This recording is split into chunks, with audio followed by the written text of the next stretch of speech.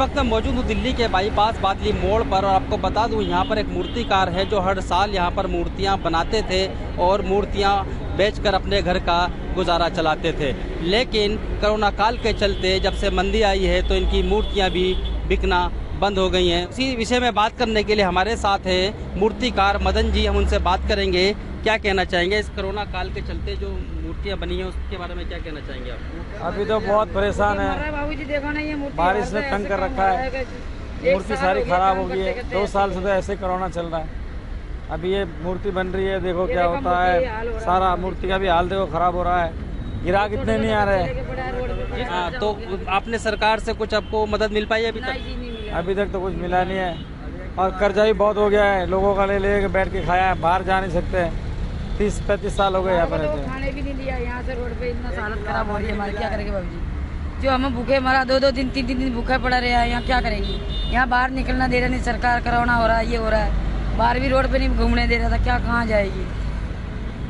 तो ये थे मूर्तिकार जो यहाँ पर बादली बाईपास मोड़ पर मूर्तियाँ बनाते हैं। कोरोना काल के चलते हुए इनका कारोबार पूरी तरह ठप हो गया है, लेकिन फिर भी एक आस लगाए बैठे हैं कि कहीं ना कहीं हमारा कारोबार चलेगा। इनको एक ये भी आस है कि दिल्ली सरकार से हमें कोई मदद मिले और हमारा जो घर का गुजारा भत्ता है वो चल सके। Khalil Ansari, JKS news, Delhi. दिल्ली में गणेश चतुर्थी से पहले गणपति मूर्ति बनाने वालों को नहीं मिल रहे ग्राहक। कोविड-19 के चलते मूर्तिकारों की टूटी कमर, आर्थिक दिक्कतों से गुजरने के बावजूद भी सरकार की तरफ से नहीं मिल पा रही इन्हें कोई सहायता। अब कोविड-19 का असर गणेश चतुर्थी के त्योहार पर भी दिखा।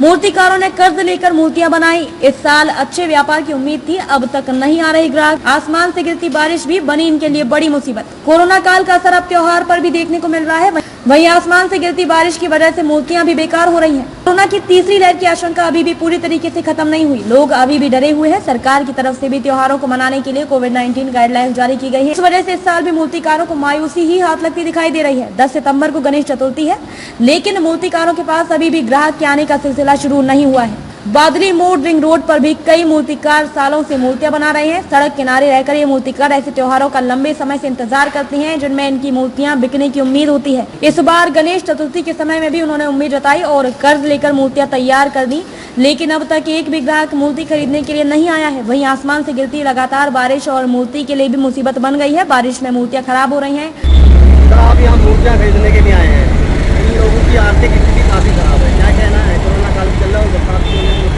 जैसे कि अभी हमने देखा पिछले 1.5 साल से लगभग लॉकडाउन चल रहा था और लोगों की आर्थिक स्थिति बहुत ज़्यादा खराब है।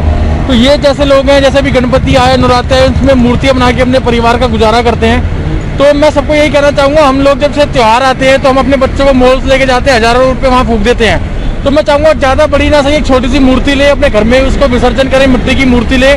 उससे क्या होगा, हमारा एनवायरनमेंट भी सही रहेगा और कोरोना का हम उल्लंघन भी नहीं करेंगे और दूसरा इनका परिवार का पालन पोषण भी चलता रहेगा।